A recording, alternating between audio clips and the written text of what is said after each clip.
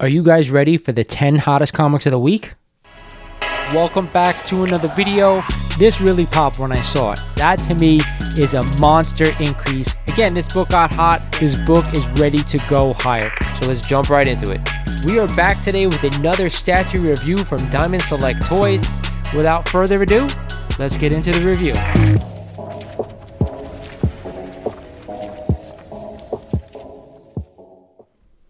What is good, YouTube? This is Lawrence over at Mighty Comics and Collectibles, and I want to thank you guys again for joining me for another video. Today we're going on with the Hot 10 Comics of the Week breakdown.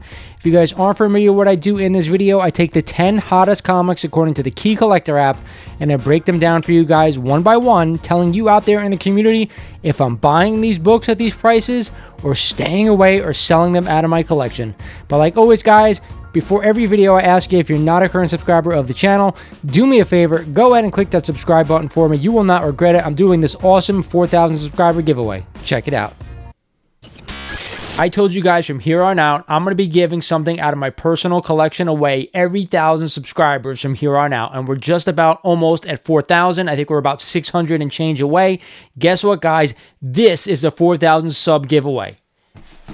It is this awesome 1/10 scale Thanos diorama from Infinity War. I want to tell you, this thing is freaking awesome. It is nearly perfect for a Thanos statue. So do me a favor, go ahead, click that subscribe button for me, smash that like button, and let's give this sucker away as soon as possible.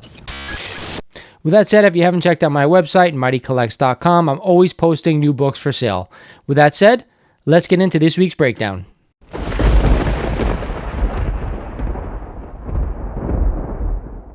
At number 10 on this list is a copy of Howard the Duck #1 and the first appearance of Gwenpool in story. Of course, the first true cover appearance was on Deadpool's Secret Wars #2 and a CGC 9.8. Just sold last week for $125, up 18% over that rolling average. Now, I'm not too sure why this book is on this list. There might be a little bit of a rumor out there that we may see Gwenpool in some kind of multiverse story going into Secret Wars. I'm not really sure. Either way, you guys know I'm not really a modern collector, so not really looking to own this book. But hey, if you are, if you're a Gwenpool fan, go ahead and buy it. It's cheap enough. But for me, I'm staying away. At number 9 on this list is a copy of Captain Atom #83 and the first appearance of the Blue Beetle. Now, we all know there has been a Blue Beetle announcement already. He's going to come to his own movie sometime soon, and a CGC 7.5 just sold last week for $380, up 1% over the average. Now, I'm not a huge Blue Beetle fan. Again, I think this book is a little bit scarce as well. If you are a fan, and I know a few people out there are because I keep seeing posts on Instagram. If you are, this might be a book that you may want to pick up. For me, I'm not a fan. I'm not going to pick it up. Hey, the money's right. I don't think the money's that bad, but for me, I'm not a fan of the character, so why would I buy the book? This is a no-go for me, guys. At the 8th spot on this list is a copy of Incredible Hulk #180 and the first cameo appearance of Wolverine. Not only that, this is also the second appearance of the Wendigo, and a CGC 3.0 just sold last week for $570, up 3% over that rolling average. Now, you guys know I'm a fan of this book. I like the cameo appearance of Wolverine. However, if I'm going to spend up to $600 on a low-grade copy, I want to buy the first appearance of Wolverine, 181, the first full. It's a better cover. To me, I think it's a better investment. They both have a tremendous number of copies out there in the community. If I'm going to spend that kind of money, I don't want a 3.0. I know I have to spend a lot more money to get a better grade on the 181, but that's what I've been putting my money towards. I'm not saying you shouldn't own this book, because you definitely should. But for me, right now, I sold my 180. I want 181. At number 7 on this list is a copy of Amazing Spider-Man #19 and the first appearance of Matt Gargan, which also he goes on to become the Scorpion in issue #20, and a CGC 5.0 just sold last week for $350, up 9% over the average. You guys know I'm a huge Amazing Spider-Man fan. I love the first appearance of Matt Gargan, but hey, if I'm going to spend that kind of money on a Spider-Man book, I want to go get the first appearance of the Scorpion. I don't want Matt Gargan, I want the Scorpion. That to me is the better buy, and I know that book has really come down over the past year and a half. I think you can still get around a 4.0 for around $600-700. To me, that's the better buy. I'm staying away from 19 unless you can get it really cheap or you want to add it to your run. I like ASM #20 better. At the 6th spot on this list is a copy of Justice League of America number 21 and the first meeting between the Justice Society of America and the Justice League of America. Yes, that is a mouthful. And a CGC 5.5 just sold the prior week for $490, up 49% over that 12-month rolling average. Now, I said this last time when this book was on a few weeks back. There are a lot better DC keys I'd be putting money towards over this one. I think it's a decent book if you want to spend that kind of money on this one.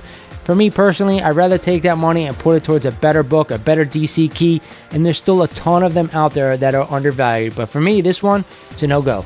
At number 5 on this list is a copy of Fantastic Four number 57 in this iconic cover by Jack Kirby featuring Doctor Doom. You guys know I'm a huge Doctor Doom fan, and his CGC 7.5 just sold last week for $455, up 13% over that rolling average. Like I just said, I'm a huge Doom fan. I can't wait for him to show up in the MCU, but I think 400 and change is a little bit much to spend on this book just for this iconic cover.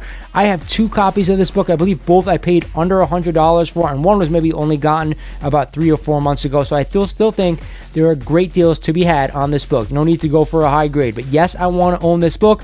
I just don't want to break the bank owning it.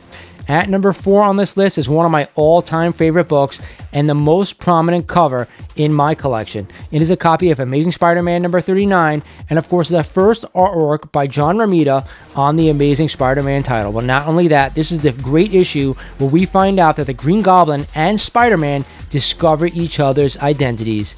And a CGC 8.0 just sold last week for $1,300, up 7% over that rolling average. And this is another book you guys know I want. I have a copy, 2 copies actually in my collection, but there's no reason to pay up for this book. I know it's a nice high grade issue. $1,300 is not a bad price for an 8.0, but you can go out and get a 4.0 for around $300. I think that's a better deal in my opinion. Just to have this book in your collection, it is a key. It's one of my favorite covers. You guys know that. I want to own this book. I just don't want to spend the kind of money on a giant high grade issue. To me, it's just not worth it. But yes, it's a must own. At number 3 on this list is a copy of Incredible Hulk number 271, but the newsstand edition. Of course, this is the second appearance of Rocket Raccoon, and a CGC 8.5 just sold last week for $211, up 18% over the average. While I love Rocket and I do enjoy this book, I think $200 is a little bit too much money to spend on this book and this character. I'm not too sure what's going to happen to Rocket overall in the next Guardians of the Galaxy movie. Again, this book may take a hit after that if he dies or something happens to him. Regardless, it's a nice key. I just don't think you need to shell out this kind of money in order to own it. I'd get a lower grade just to have it in the collection. No need to go ahead and get a super high grade on this one. Cool book, but I'm staying away at this price. At number 2 this week is What Else? It's been on the list for 6 weeks in a row. It is a copy of Omega Men number 3 and the first appearance of Lobo. So let's see what the price is this week, guys. And a CGC 9.8 just sold last week for $462, up 15% since the last sale. I said it for 5 weeks in a row, guys. I'm staying the hell away from this book. I think it's too much money to spend on a 9.8 copy. I told you I only want to own a 9.8 copy, no other lower grades. So many copies of this book out there. So if you want to own this book, I think between $350 and $370 is where I want to stay.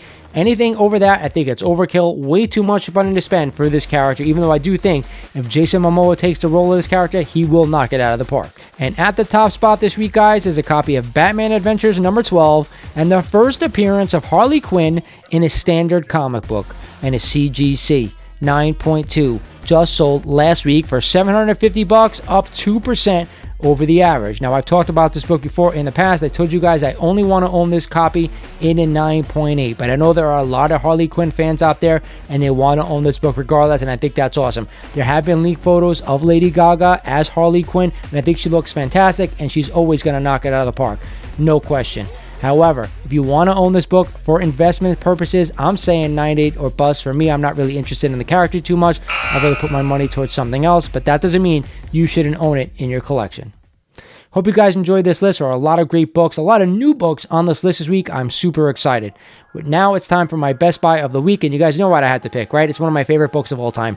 It is a copy of Amazing Spider-Man number 39 and the first Romita artwork on the Amazing Spider-Man title. To me, this is a must-own book. I love this cover. My copy is actually signed by Stan Lee and John Romita, one of the best books and my most beloved books in my collection.